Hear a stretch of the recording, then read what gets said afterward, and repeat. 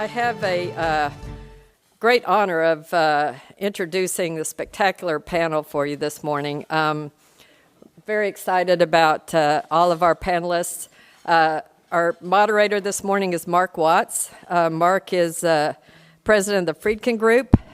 Before that, he had a career as an attorney, managing partner of Houston office of Locke Lord.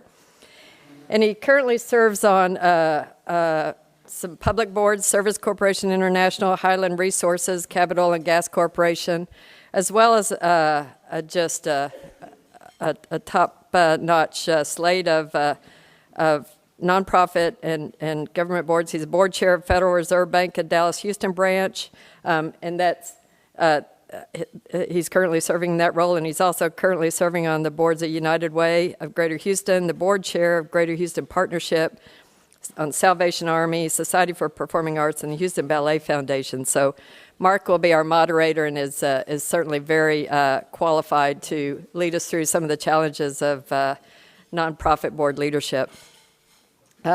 Next we have Butch Mock, who's Chief Operating Officer and President of Mock Industrial Group.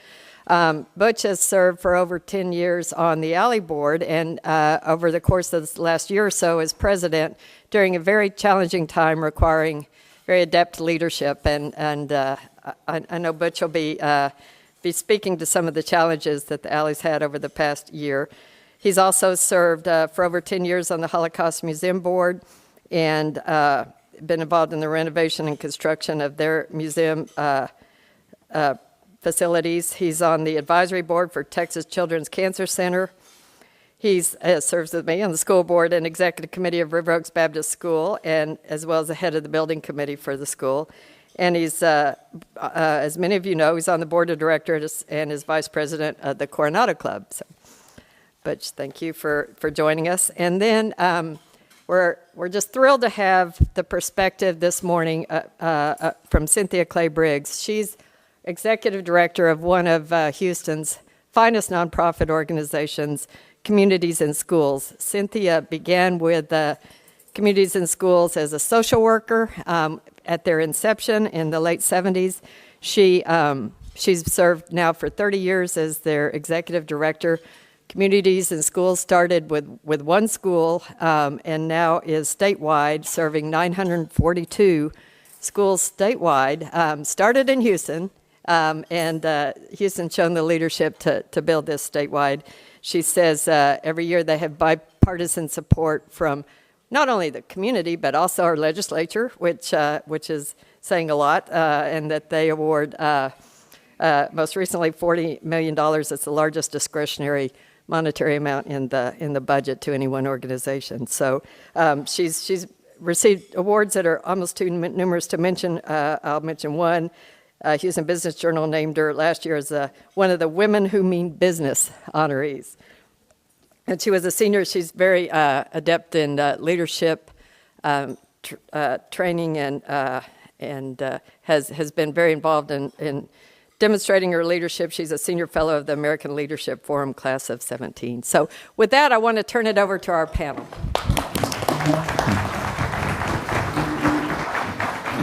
For those of you that have done the American Leadership Forum, you know about the climb. The climb affected the knee.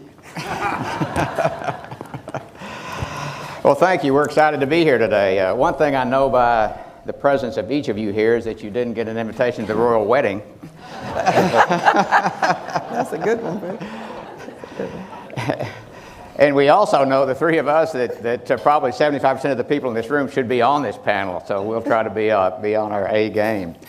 Well, it's great to be here today. I think the topic is particularly important because, as Gail mentioned, I'm on a number of nonprofit boards, and I think probably now more than ever, the nonprofit community in Houston is really undergoing some fundamental change.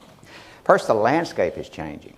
So you've got, in our experience at the United Way and at the Partnership, you've got the Kinder Foundation and the Kinder Institute really entering in a very constructive way and a big way some of the areas that traditionally have been served by some of our nonprofits here in this room. So education is big, obviously. Parks is big, and conservation. Flood relief, they're involved in that, very helpful. The Houston Endowment. I think now is much more muscular in terms of they rather than just funding a number of nonprofits, they really have some initiatives they are pursuing.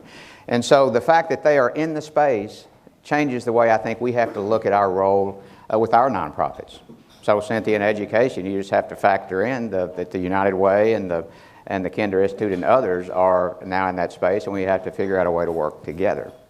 The second thing is, now more than ever, there are a number of nonprofits. At the Friedkin Group, we get requests for funding, I don't know, Leslie, 3 or 4 times a week, I would say. And so it's really hard to prioritize that, and you have to do that, obviously. But I think the demands are more than they have ever been. And I think we're all so proud of Houston, as we should be, as one of the most giving philanthropic communities that any of us can imagine.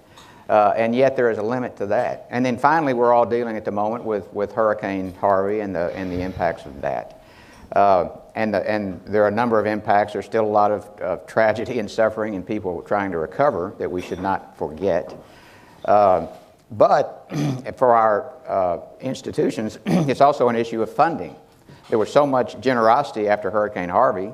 United Way raised $47 million almost overnight. It was incredible, the generosity that we saw after Hurricane Harvey. Yet, a lot of those dollars, even though we made clear at the time that we needed to have ongoing funding in addition to the hurricane relief, a lot of those dollars are harder to come by. So I think now is the time we all need to take a hard look at what we're doing and make sure we are, as the program title says, doing it for the long term in the face of all this change. So I thought I would start. I know you know the organizations that we're associated with, but I thought I would ask Cynthia and Butch, Cynthia to talk about communities and schools, and Butch just to give a brief overview of what Alley and Holocaust Museum are doing. And Cynthia, I'll start with you. Well, thank you. First of all, thank all of you for having me this morning. I'm looking around the room, and so many of you have been supporters, and I just realized his son had been on our board. I just looked at him. I said, "Are you Dan's dad?" Well, I've got to no. Dan is my boss and a friend of mine. Oh, all right. But he'd be a good guy to have on your board, Cynthia. He was a great guy. And so we've been really fortunate in that way. As Gail said, and thank you, Gail, for that warm introduction. We got started, Communities and Schools got started 39 years ago. And it was really all about public schools and looking at co-locating support services in public schools. And that the closer the intervention, the more effective the intervention. And that families shouldn't have to travel and have a PhD in systems to be able to access services that they needed. And so we started with one school in one under-resourced community. And I'm just going to say that now, here in Houston, we've gone from one school in one school district to now being pre-K through community college, having those services right there on the school campus. There was a time that we raised money to put social workers and bring organizations that you are all a part of into those schools. And now, I was just sharing that there are parents now that fund wellness counselors at Stratford and Memorial and Rummel Creek and all those schools, because I think that time has come, and Gasper, you just said this to me, that people really understand the need for wellness counselors everywhere.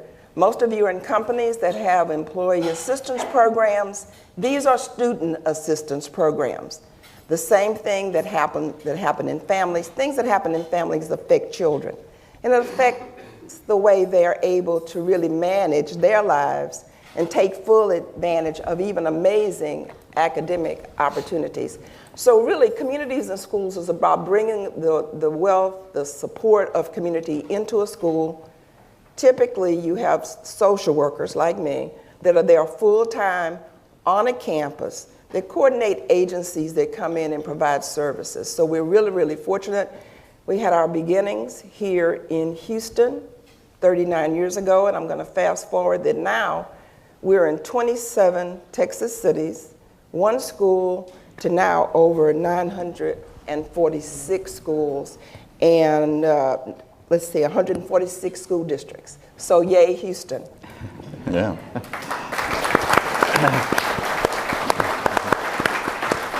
Butch, we're going to talk in a minute about the broad topic of crisis management, and I know you'll have something to say about that. But just in terms of just the alley and Holocaust Museum, what are their priorities? Give us a minute or so on that. Well, actually, I'd like to go back to your comment that the Friedkin Group only gets 3 or 4 requests for money a week. I want to get on that list. Well, first of all, the Alley Theater is a resident acting theater, if you're not familiar with it. We were founded by Nina Vance in the late 40s. We've been in our downtown location since 1968. We have a $20 million a year budget. We're one of the larger theaters in North America, regional theaters. Top 5, top 10, depending on how you evaluate us. We actually put more people in the downtown arts district every year than all the other arts groups combined, because of the number of shows that we do. And you may have a little trivia here. Dean Glad, my managing director, is here. He can back me up because he sits on the board of the downtown arts groups. Houston is only second to New York in the number of performances every year of our arts district in concentrated area. I thought that was a fascinating stat. You would think, oh, well, Chicago or Los Angeles or some other place, but certainly not Houston, Texas. So that's one of those little secrets that's so great about this town that we don't ever share. Anyway, you'll hear more about this in a little bit, but the Alley Theater is the only downtown arts venue that owns its own building, which is great in some ways. Until you end up with 20 feet of water in the basement and it destroys the lower theater and you're responsible for getting it fixed and you're not going to get a lot of help. Yeah. But at the same time, that's why we're back up and operating, is that we own our own building and we had to get it fixed.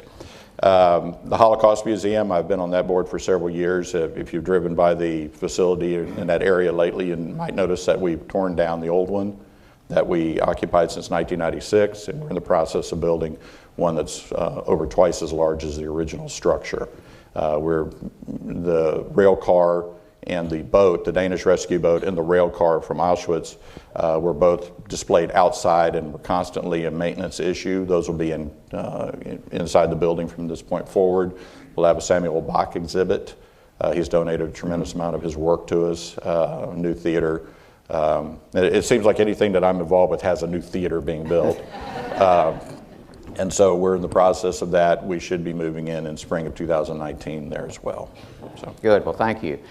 Well, I know our topic today is how we tool our organizations for the long term, but sometimes you just need to make it to the end of the day. So I thought we would talk a bit about crisis management. Nice. Dodge that bullet. And of course, I think, Butch, we could all learn from your experiences at the Alley. And I would just say from a distance, I know it was a very tough set of circumstances you were dealing with, but it was very well managed from the board standpoint. And I'm sure there were some ups and downs, but just, I've got a few specific questions, but just tell us generally, and I know you can't tell us all of that because there's some restrictions, but just how that was addressed by you and the board. Well, you know, there's crisis A and crisis B going back to August that we had. As I mentioned, Dean Gladden, our managing director, is in the room. Dean and I were actually at an energy night the Wednesday before Harvey hit. And the play, The 39 Steps, that we were doing was about to set an all-time record for a Summer Chills show. We were about to just go way over, and our forecast ticket sales, and we were lamenting the fact that everybody wasn't buying tickets because this hurricane. I mean, the hurricanes never hit. I mean, you see them on the news. Everybody gets really worried. They go buy up all the bread in the water, and then it doesn't happen. And nobody was buying tickets that last weekend. Fast forward to Monday morning, we've got 20-odd feet of water in the basement, and we're trying to figure out how to get to the theater. We had a guest director in town, playwright and director, Rajiv Joseph, that was doing a world premiere in the lower stage called Describe the Night. And we had commissioned him to do this play 2 years before, and it's really a wonderful play. It was very timely because it had to do with a character like Vladimir Putin and his rise through the KGB to power. And at that time, it was really very topical. And he had walked and waited from the Four Seasons Hotel and sent us a picture of the theater with water up to the second steps of the building. And at that point, we didn't realize how much water had actually gotten in the building. And the way the water came in was not through the same way it did with Allison, which is through the tunnel system from Jones Plaza. We had submarine doors blocking all that out. This came through an air vent for the power from CenterPoint in our driveway that looked like a drain. We had no idea it was a vent going into this vault. And it filled up that room, blew out a concrete wall, then flooded the theater from inside. We weren't able to get in until later that day, and then Tuesday morning, we had to remove, we had no power in the building. We had to go up to the executive offices, take the computer servers out, take them to the MIS guy's apartment over by the baseball field, so we could do payroll that week because we have union employees there, and payroll's done every week. So that was the beginning of it. Luckily, we had just finished the renovation in 2015, and our general contractor, as well as the MEP firms and everybody else that was involved in the project, still had the drawings on their desks. And we were able to get people in Tuesday, Wednesday. Blackman Mooring was already on property to start cleaning everything up. So going back to the fact that we own our own building, we were able to react very quickly. I was driving to the theater, and Dean is in the back seat of my truck talking to Dr. Renu Couture at U of H, trying to get Rajiv Joseph's play moved to the U of H so we could still premiere it here before it went to New York. And he's in the back seat negotiating this deal with her, and she's staying with the students in the dorm. She didn't leave the campus, she stayed with the students. I mean, it was just really a fascinating part of the stories that went on at that time. So anyway, fast forward, we get back into the theater in November, get the power turned on the week before we opened Christmas Carol. We were the only downtown arts venue open at that point. So that was kind of a really good story, and then it was just a matter of 2 or 3 weeks, and then we're in the middle of the artistic director issues. And unfortunately for either one of these situations, as a board president, there's not a manual for this. There's nothing in there. It's like, all right, flood, let's see, go to chart B.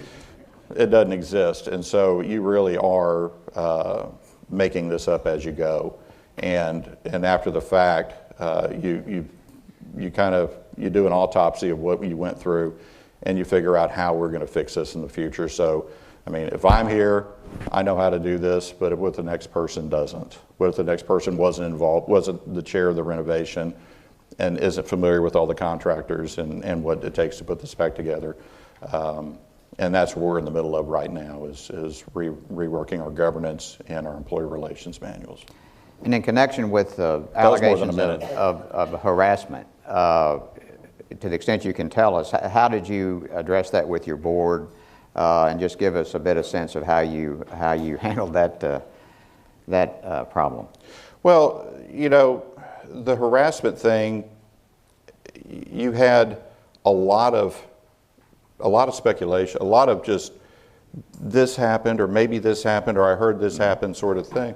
We really went through, and we brought in an outside party to come and speak with all of the employees of the organization, and a lot of that went away. Mm-hmm.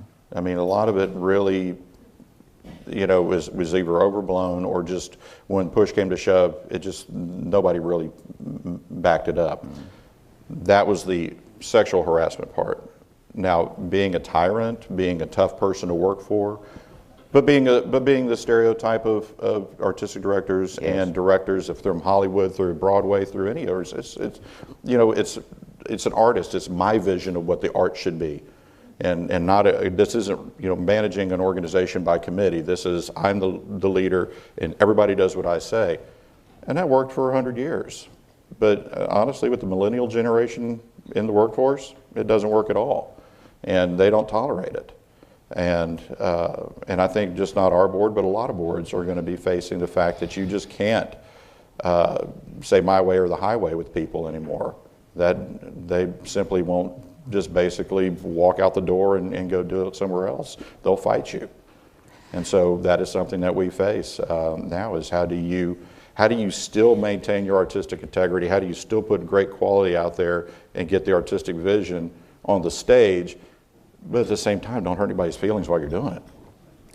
Well, so as you say, I know there's no playbook for these sort of things, but I think our audience would benefit if you could just talk about your experience and when you decided to bring in outside advisors, which would be, we need help.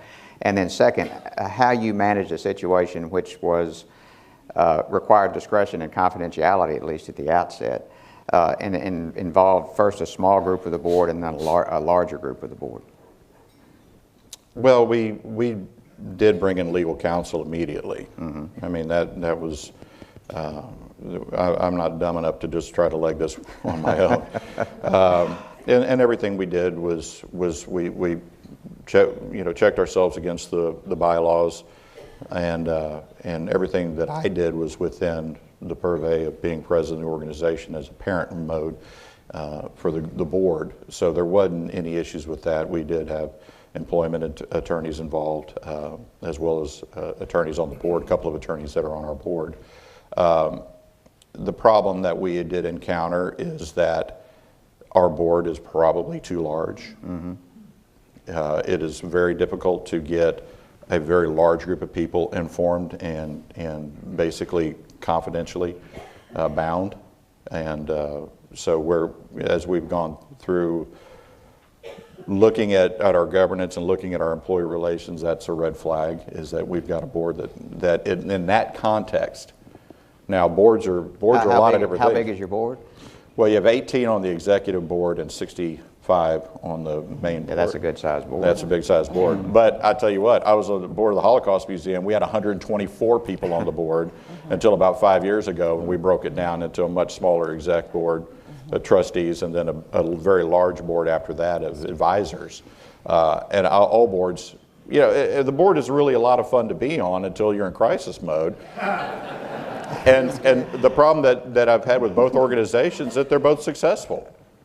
When a board is in constant crisis because everything's in the red and every meeting you go into is just slash and burn and, this is really, it's terrible, we can't afford to pay the people. Well, then the people that are in the room are highly engaged. But when you have success after success after success, and people get on the board and it's just a party and it's this great thing, and wow, we did this great, we sold all these tickets and the ball was fantastic, where's the wine and cheese? Nobody's asking the questions that need to be asked. That's true. And nothing like a crisis to get everybody reoriented, unfortunately. But a lot of the hard questions about what does the board do and what are the limits of the board's responsibilities. And Gail and I are on a school board. I mean, the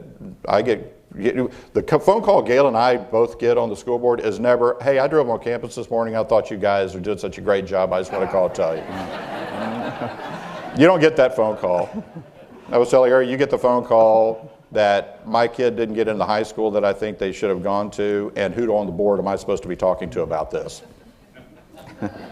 I had to think about that for a second. I thought, I don't think any of us have anything to do with your kid going to high school. But I mean, push came to shove in all these interviews with board members at the Alley. There were a lot of questions people couldn't answer in the room about what exactly is your responsibility, what exactly is not your responsibility, and how many meetings do you have a year? Well, let me think about that for a second. I mean, people didn't know the most fundamental questions that are there in the board manual, but nobody reads it. So a crisis is a great time to reorient everyone's thinking. It's like what we used to say about practicing law before the SEC. It's 99% tedium and 1% terror. Well, one more question, Cynthia, then I'm going to turn to you and ask your thoughts on this. But social media, social media, Butch, how did that? Was that a factor here? Did this go viral? I wasn't following it, but yeah, social media was probably the thing that really, the catalyst that really got this whole thing going. And again, from a board standpoint, you find that a lot of the people that are really going after you in social media have the title X ahead of their status, and employment status within the organization. And there's a quote, something to the effect that people don't leave jobs, they leave bosses. And so you have quite a few people that were unhappy that had left for one reason or another. Some people that were in social media had nothing to do with the artistic process throughout the organization, but that didn't give them a reason to not flame us in social media.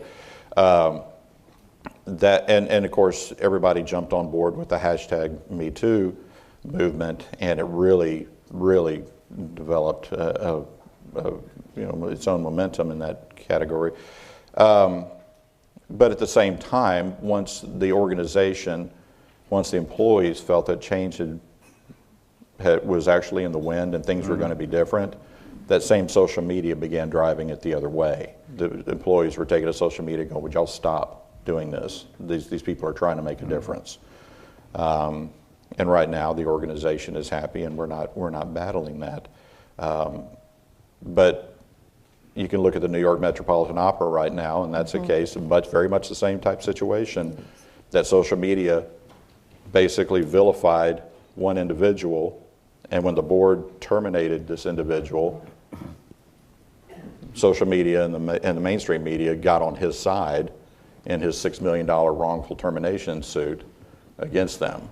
I mean, the time frame that when this happened in our situation was exactly the same, and we handled it 2 different directions, 2 different ways, and theirs went very south, and ours so far is okay. Social media is, the mainstream media is bad enough, but social media is a whole other problem. Any press here today? Well, thank you, Butch. And we're going to come back at the end of this and try to give the group some key takeaways. So I'm trying to think of what you should think about, what the takeaways are in terms of crisis management in the age of social media. Cynthia, I'm sure you've had a few crises in your tenure at communities and schools. What are your thoughts? Well, our general counsel from Baker Botts is here. Where are you? Where's your hand? Are you over there? There you are, Brooke McNabb. Well, she can tell you that we have had to manage numerous crises. When you're on a school campus, everybody in the village is not healthy, unfortunately. And the things that you read about on the front page of the paper certainly happen on school campuses. And but I have to tell you, and that's why it's so important to me as board members, you are board members, the governance issue is key. And I have several board members that are here too.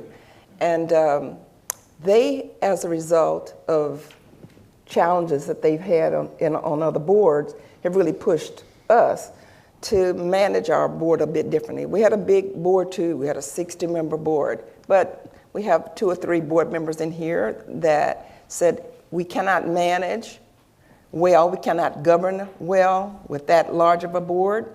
So as a result, 2 years ago, we reduced the size of our board to a much more manageable size so that we could manage crisis communication and we could really manage governance in a different way. I have to tell you that it is a script for us. I know immediately, we swim in 2 different lanes. You guys are basically governance and I'm management.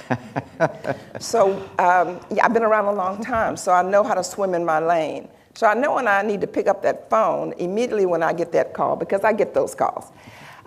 So the call initially comes to me, we've got a problem.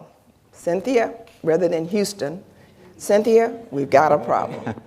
And so I'm scripted, so I know immediately I'm to call our board chair first. He is the first person that I call. And then the second person I call is Brooke McNabb at Baker Botts. And together we get on the phone and we then craft our plan. And then we're very, very, very fortunate. Forever, we've always had crisis firms. We've always had PR firms that provide pro bono support. Right now we use the Ammerman experience.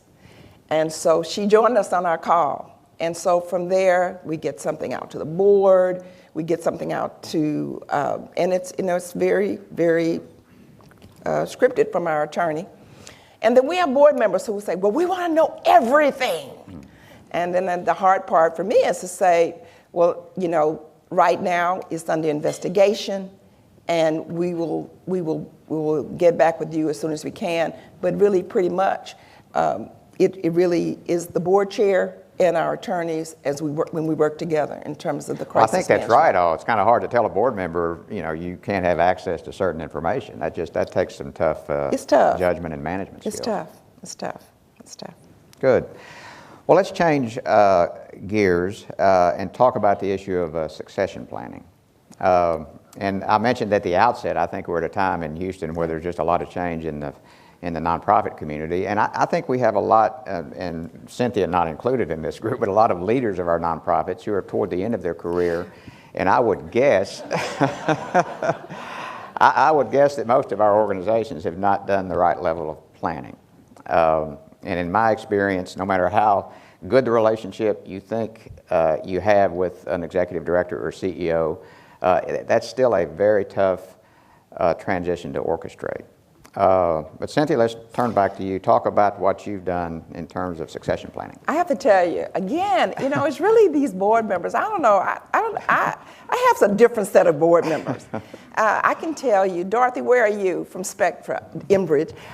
Dorothy knows that Jim Pruitt, who was the VP of HR there, in 2014, he looked around Spectra and he said, "This is a great tsunami," and then he basically looked at me and said, "Cynthia, we have a great tsunami at communities and schools." And I thought, who are you calling great? I'm like, what? And but the reality is this: our team, we've been, again, I don't think we're results typical. Our CFO came from Tenneco when Jim Kettleson picked him to be our CFO, and he's been with us 24 years. I mean, so and then one of our chief development officers has been with us for a long, long time. We don't have a lot of turnover within our administrative group. So we've been together a long time. And so Jim Pruitt said, "Cynthia, we are really going to do a deep dive into succession planning." Well, initially, I have to tell you, it felt personal. It felt about me. Mm-hmm. And then I realized after work with Ernst & Young that it was really about the whole organization. It was really about how we needed to deepen the bench, how we need to really look at every facet: development, finance, research and evaluation. We needed to look agency-wide, and we had to look at cross-training. In that one of us might hit the lotto. I don't like that a bus hit us. I like the lotto. We're in Texas, lotto.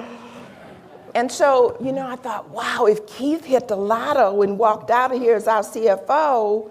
So what we did was we hired, some younger staff. We started doing a lot of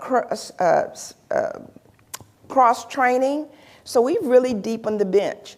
And probably a couple of months ago, I made the announcement to our board that I'd be retiring. And you should have seen the faces in the room. It was like, I said, but Jim has us ready for this. Jim has us so ready. We've done a great job at succession planning. And there is a plan in place, and I feel really good about it. Because really, I think the sign of a great leader is that you can pass the baton and the organization not lose any momentum. Well, that is so true. One of the difficulties many of us face is given budget constraints, and a lot of us operate under particular budget constraints on 12% of G&A, those sort of things, it's harder to attract people at the level below the CEO. And so if you're going to have an internal succession plan, you have to be able to attract the best people. How have you addressed that, Cynthia or Butch? Well, again, we've been really fortunate. We are a full-scale organization, so we've had the financial ability to attract very competent staff.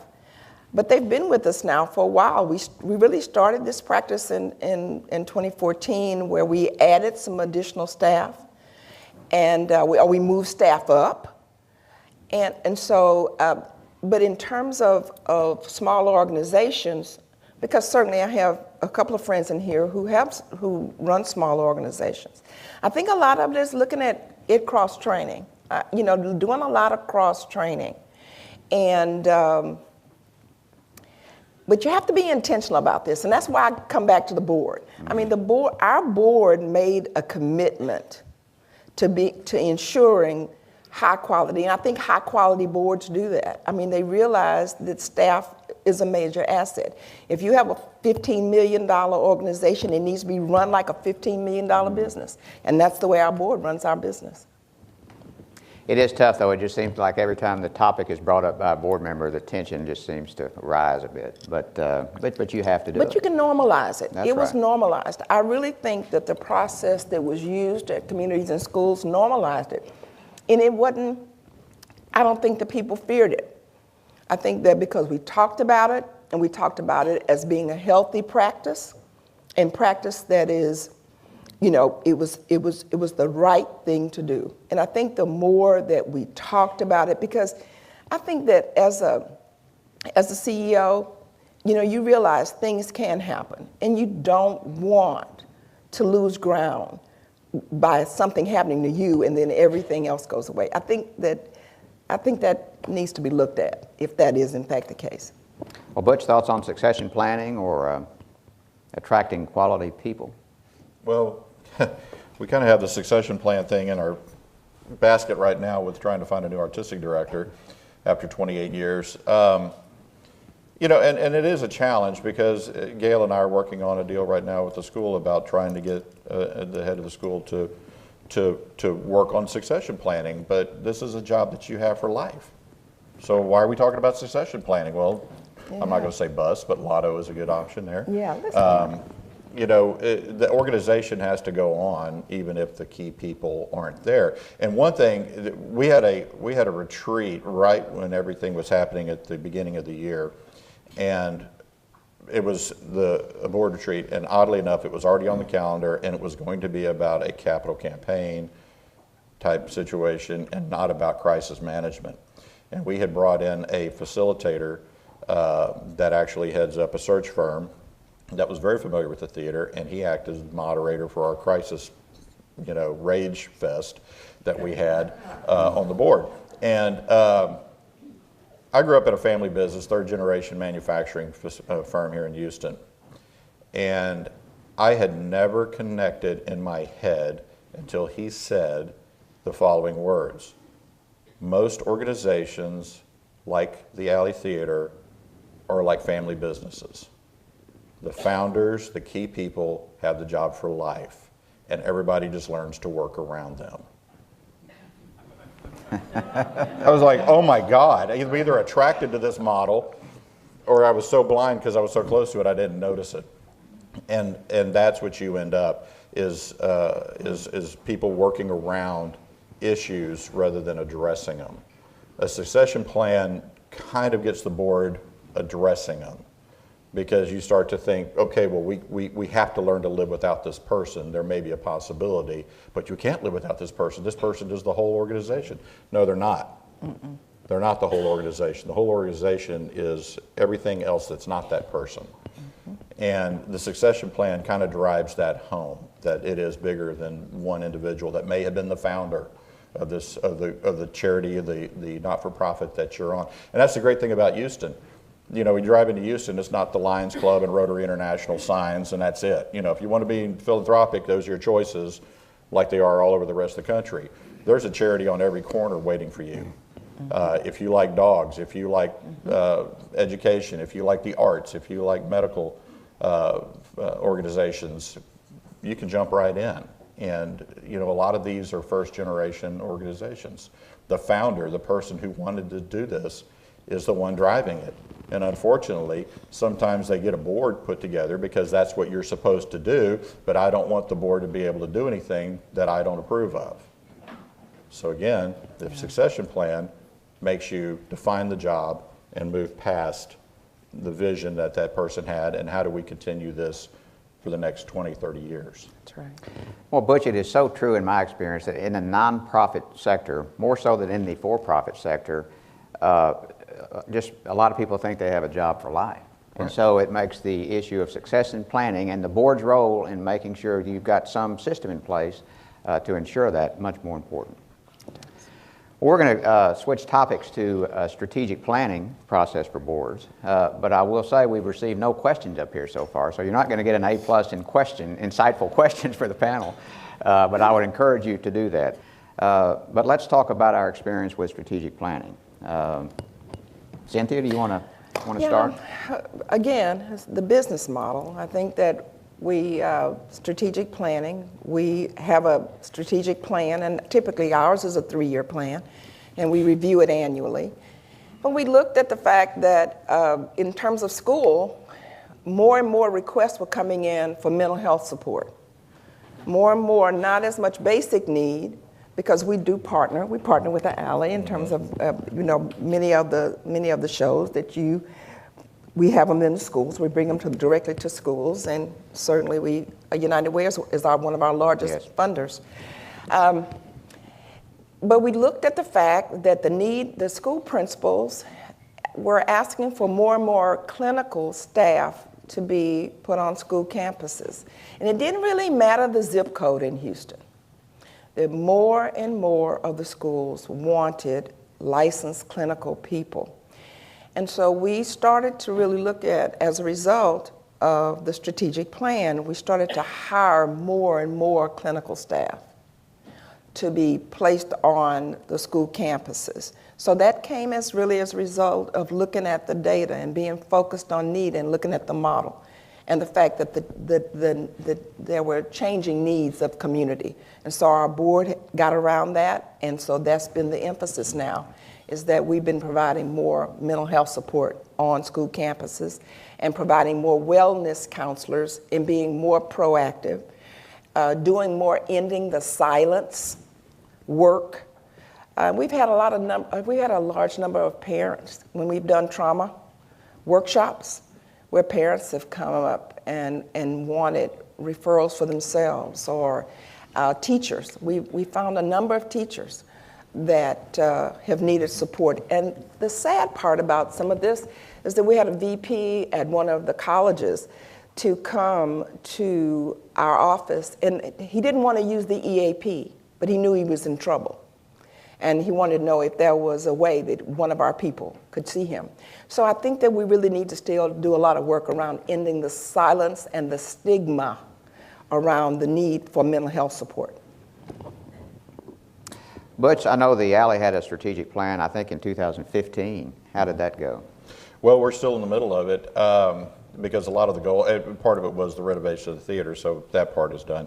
But a lot of the goals were very long term. There's 2 organizations that are clearinghouses of information for theaters in North America that we fall in the bracket of, which is LORT, which is League of Resident Theaters, and TCG, which is Theaters Communications Group.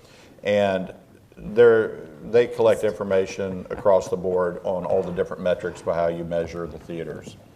And we're top 5, top 10 in every category. We want to be top 4. Now, I mean, it sounds goofy when you say, I want to be top 4, but we have to be realistic because a couple of these guys have got $100 million budgets, and we just can't support that in the Houston area. It's just not, we're not New York, okay, when it comes to theaters. And so we're realistic about where we want to be. But, as I mentioned earlier, we own our own building, which means that unlike the other organizations, we maintain it. And what we all discovered is that when you renovate the theater and make it look brand new, it costs a lot of money to keep it looking brand new. So we haven't built up our endowment the way that the other artistic groups have, like the ballet and the opera and the symphony, because our money goes back into our building. Well, one of our goals is to get our endowment on the same level as our sister organizations. We want to increase our budget even more, so we budgetarily are on the same par with the top theaters in North America. We want to increase our artistic enhancement money, which enables us to do shows that, let me just walk you through this really quick. If you're doing a show, you look at the fact that you've got X amount of seats in the theater, you're going to do X amount of performances. If you sell out every seat, this is the maximum amount of money you can pull in. Pretty simple math. But what if you have a show that is bound for New York, a musical, let's say, and let's say that the budget alone for the set is higher than your revenue. Well, should you not do that show? Well, it's going to get you a whole lot of attention. This thing, could, for the next 20 years, will run on Broadway, and it will always be a show that premiered at the Alley Theater. Well, you've got to figure out how to do that. Well, that's what you can do. You can have a separate category called artistic enhancement that enables you to additionally fund shows that are very important to do. But you just don't figure that out overnight. That is a long-term plan to set that money aside, to raise that money and not loot it to fix buildings and not loot it for any other application, other rainy day fund, but just for that purpose. We're working on that. We had some speed bumps, obviously. One great thing about the alley is that it makes money. I mean, it's not an arts institute that runs in the red. This year, in spite of the flood, in spite of the situation with our artistic director, we finished our year June 30th. We're finishing in the black. Well, that's impressive. So, Awesome. I mean, Awesome. It helps. Awesome. It helps if the organization is successful in its purpose in the first place. Then it makes doing your long-range planning much easier, because your long-range plan, the obvious question is, why are you worried about long-range planning if you can't turn the lights on? Yeah. That sounds great. I don't care where you're going to be in 10 years or 15 years. You've got a problem here that you're losing money. Well, we don't have that problem.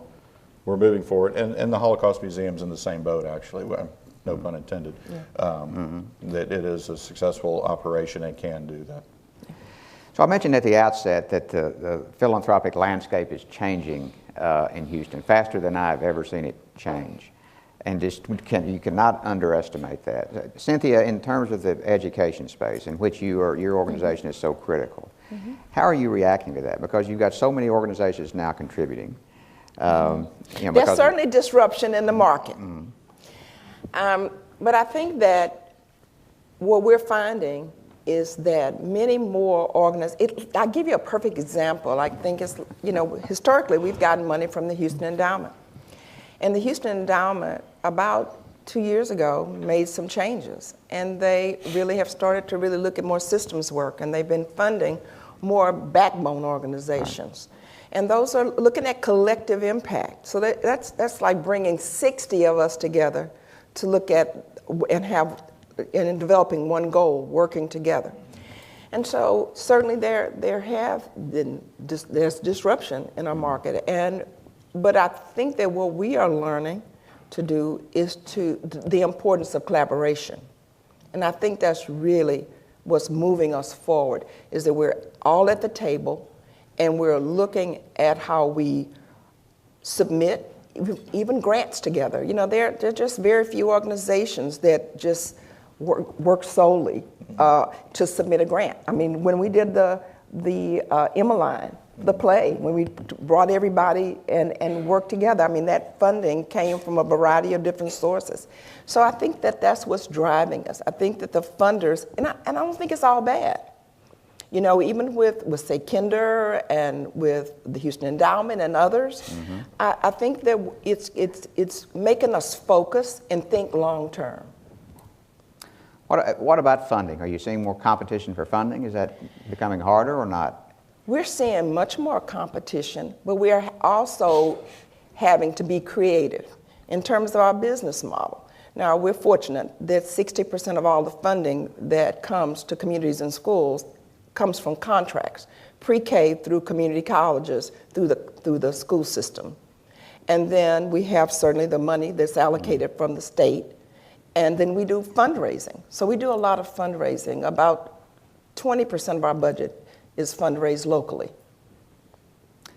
Butch, the Alley, although it's been very successful, soon to be a top 4 theater, but you have to be thinking about new markets, how to stay relevant, how to reach out to millennials, all of that. How are you approaching it?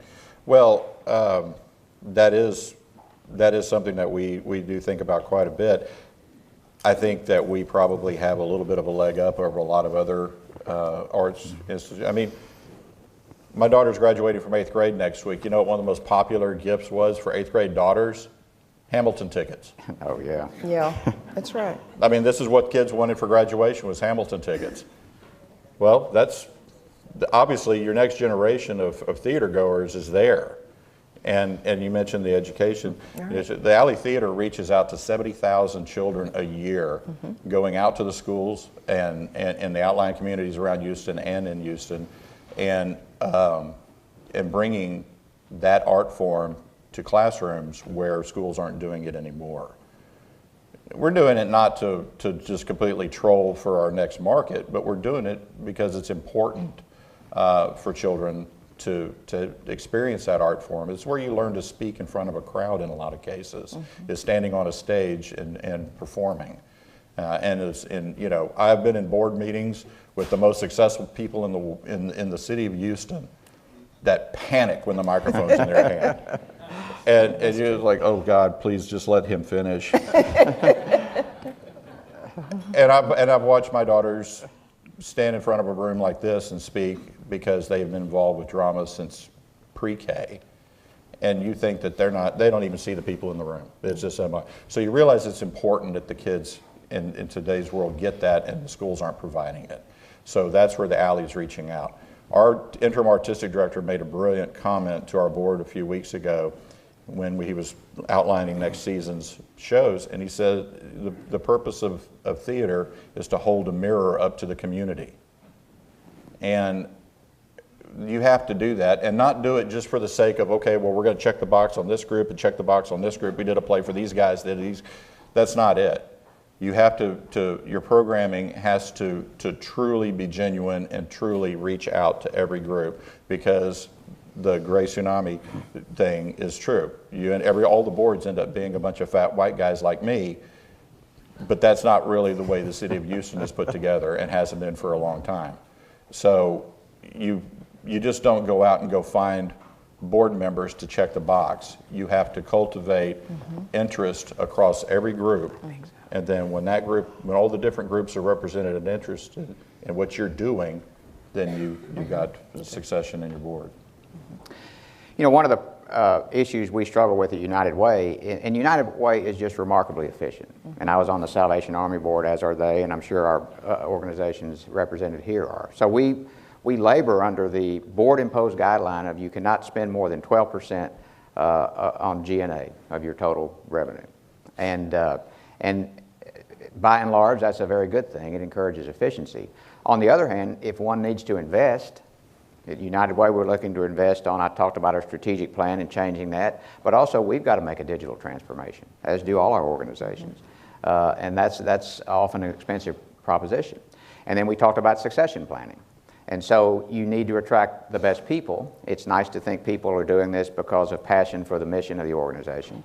And to a large extent that's true, but money clearly plays a role. So if you really want to attract the best development officer, and so many organizations have kind of a revolving door of development officers just because it's a hard job and there's a lot of competition for that job. So how does one compete when sometimes you just need to invest in the organization for the future?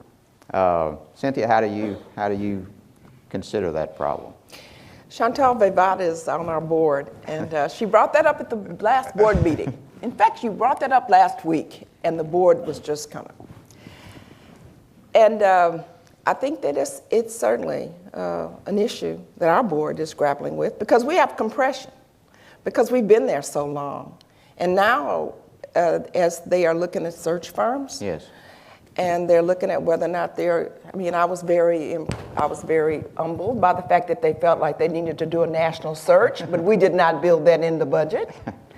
And so really looking at the salaries, because many of us, our development director, our CFO, our HR director, we've been together so long that when we looked at what the reality of what a person who would come in to manage an organization of our size, we realized our salaries were not necessarily commensurate with what would be the going salary for somebody that might be attracted to this particular work. You needed a raise. So then that side of me comes in but anyway, so, and I struggle, and maybe, and I don't know if it's, anyway, so the reality is, because I love CIS with every fiber of my body, and it's so much a part of who I am, but I understand what you're saying, Chantal. That's something that's a hard question, and we have been so proud of the fact that we've kept our overhead at 12%. We've been just so happy. But now I have to tell you, the IRS says, and best practices say that it can go up to 25%. But you know, I shudder at that. But at the same time, there are some things that need to happen in all of our organizations that's going to cost money. It's going to cost money. And so I think our boards are, you know, it's perfect timing, because we're grappling with that. But you've got different considerations at the alley, but how do you think about that issue? Well, you know, one thing that I've seen with different organizations, turnover in development's a killer, because you just lose all of your forward momentum, all your contact with your donors when you have constant turnover. Luckily, we haven't experienced that in a while. And, you know, I think Houston's a little bit of a unique market, or has been historically. I've seen heads of development come from other cities, and they bring what works in another city here, and it just doesn't connect. Getting in people's face at an event in front of other people and asking them for money, for example, does not work in this town. You need to have lunch, you need to have breakfast, you need to get them off to the side and have a long discussion. You just don't abruptly say, I need $100,000 from you. And so when you have a lot of turnover in that area, I think you lose all your forward momentum. And then when you do bring in somebody that's really good, you've got to have the patience to let them reestablish those relationships, because everybody gets in their mind, well, if this person's really successful, we're going to bring them in here and it's going to be plug and play, instant overnight success. It may take 2 years to get this thing turned back around. And the more turnover you've had, the longer it takes. People really depend on, and this is with any organization, they depend on consistency that lets them know that everything is nice and everything's going well there. If they're having a lot of turnover, do I want to give them money? Because what's going on? Why do they have, I mean, is there a problem there? And so stability is very important in that location. Good. Well, I know I asked for questions. I think we're all going to regret you doing that. I'm considering the wisdom of that request. Butch, there were several questions about what you have put in place in terms of processes in connection with the harassment investigation to try to make sure that didn't happen again. And to the extent you can, again, can you talk about that? We had several people interested. Yeah, what we did was we put together an ad hoc committee to look at our bylaws and look at exactly what happened, to interview our staff and personnel, and it was basically a governance and employee relations committee. I opted out of that committee. I didn't want anybody thinking that I was influencing it. Our managing director does not sit on it. There's several attorneys in that group. So we're looking at it from a complete bylaws thing, not just an opinion thing. And we just discussed the findings and the recommendations last night in the executive committee meeting. And, you know, everything about it is looking forward. You know, it was a tough situation. We did not have a lot of mechanisms in place that, honestly, we should have, maybe. But until you go through a certain circumstance like that, a situation like that, how can you predict exactly what you're going to need? We did need, obviously, a little bit more protection for employees from the HR whistleblower area. You know, an opportunity to take advantage of a situation like that and not have to worry about retaliation is an issue that. So you've got a process now. If somebody wants to make a complaint, they can do that in a confidential manner. And they won't have a payday involved with it. Yes. So you know, it's things like the size of the board, size of the executive committee, things about how do we form a task force to solve these issues. I mean, even independent of the artistic director, what did we have in place to deal with the flood? What do we have in place to deal with $22 million worth of damage to the plant? Yeah, we're all facing that. You know, so luckily we have a general manager and a managing director that hit the ground running and made the decisions on their own. But what if the board would have questioned their decisions? And what really gave them the authority to do what they did? There's a lot of questions that came out of it, but we're working forward on it. We've it's been a little bit challenging at times, but I think we're getting in the right direction. So we've got 6 minutes left, and reading through these questions, a common one is, how do you refresh your board, bring millennials onto your board, for example, in the context of many organizations having a set amount that needs to be contributed, a fundraising goal, something like that. That's clearly a factor. So how do you balance those two objectives? Cynthia? We haven't. I have to be honest. We have not balanced by having millennials on our board. We have not. Diversity is an issue with boards. And, I think that first and foremost, But you've got an advisory board. We have an advisory board, but our advisory board really has some very prestigious names, and it's given us, a lot of credibility in community. I mean, it's been wonderful. But our advisory really have been basically more notable Houstonians or Texans. And really, I have to tell you that in the very beginning and as now, I mean, our focus is largely fund development. We do a lot around our fund development. And we have had friends of CIS, and some of those are younger people. But in terms of actually being on the board, in terms of board governance, I would tell you when we just did a board assessment, and we looked at our average age of a board member, and it's 50. Our average, the average on our board is 50. That sounds pretty good to me. Well, but it's nowhere near being born in 1984. All right. I think about my own daughter who is a millennial, and I think about that, and I think, wow, Brianna on the board, wow. Butch, what are y'all doing? Wow. What are y'all doing at the alley? It's basically I gave her the same speech that she just did. It is a pay-for-play board, as many boards are, and while we're not New York pricey, we're not cheap. We're not either. To be on the board, and the millennials have not they've not appeared on that scene yet. Yeah. Now the organization is composed of a lot of millennials, the actors and the staff and the production people. It's really lopsided these days because that's the artistic group.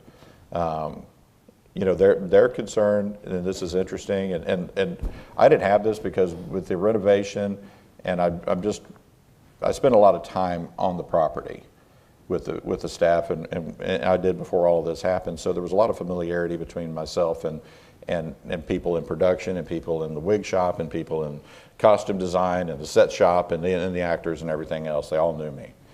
But the comment that they had when all this happened is, we don't know anybody on the board except Butch. I mean, that was actually a quote in a full staff meeting. We know Butch, but we don't know any of you people, and so it would appear that starting to connect the board to that younger generation that way is going to be a beginning. A little bit of FaceTime, a little bit of familiarity between the groups, and then as time goes by, I think we'll start to see the millennials appearing on our doorstep because the support will be there. But right now, we are not going out in the community trying to find them. They haven't shown up. I was lucky in that regard. So my first board was Society for Performing Arts, and it was a board that didn't have a minimum. I mean, they had some very generous and well-to-do people on that board, but they had spots for people like me at the time, probably still today, who just weren't going to pay a big number so they could sit on that board. You were committed to the mission, and that was a fantastic board. It was just fun. It was effervescent, all those words. And I think they have benefited from that approach. Now, sometimes we envy the alley and the ballet for their big donations and foundations and budgets. But there are boards out there like that. It takes a bit of looking. And it is just a phenomenal experience. So our time is up. 60 more seconds just on key takeaways. What one or two things, Butch or Cynthia, that... My key takeaway is this. I just want to say that board members are invaluable to organizations throughout our city. I cannot imagine. I look at the fact that I pulled the last 4 years of our pro bono legal support, and it's over almost $500,000. I look at the work that Mercer has done and in helping with fee comparison, because not just, we have retirement audits. I look at all the pro bono work Ernst & Young has done, and the work that Phillips 66 and Marathon and the number of board members that brought services to our organization that would have just really, we would have had to pay for, but that are very much needed. So for those of you that are in those seats and that bring that support to the organizations that you support, I say, thank you very much. Butch, any concluding thoughts? Yeah, there's the diversity thing has come up, and there is the diversity that everybody thinks about when you say the word diversity. But the other thing, too, on board diversity is don't have too many of one or two occupations represented on your board. And I'm not going to try to offend anybody, but when it's in the fan, you don't want the whole place full of lawyers. Because every board meeting will take 6 hours, and it'll be a debate, and you won't accomplish anything. You need a few C-level executives in that room, too, to say, all right, everybody stop talking. This is what we're going to do. So you just kind of subconsciously, consciously look at your composition and don't get too lopsided in one direction of the kind of people that you need. Make sure you've got people that are passionate about what you're there for, people that make decisions, people that can keep you out of the weeds, people that understand finances. Make sure that you've got a good cross-section that you can draw from, because that's really going to be the strength of your organization. And the value of the board is that they can deal with anything that comes their way. Not just deal with what they all know and do on a daily basis, but you've got somebody in that room that can think for any particular situation you've got covered. You've got a golf bag of board members, and you can just pull the club out as you need it. And I'll conclude with what I really started with. Things are moving fast. We see it at the Greater Houston Partnership, United Way, every organization. And so we need to move faster. As board members, as executives at nonprofits, you need to move faster. I mean, you think you've got plenty of time on a digital transformation until you're out of time. You think you have time on succession planning and putting that in place until you don't have time anymore. And so I would just encourage you to keep that in mind. Butch, Cynthia, thank you. This has been fun, and we could probably spend another productive hour on this, but we're not going to do that. Thank you.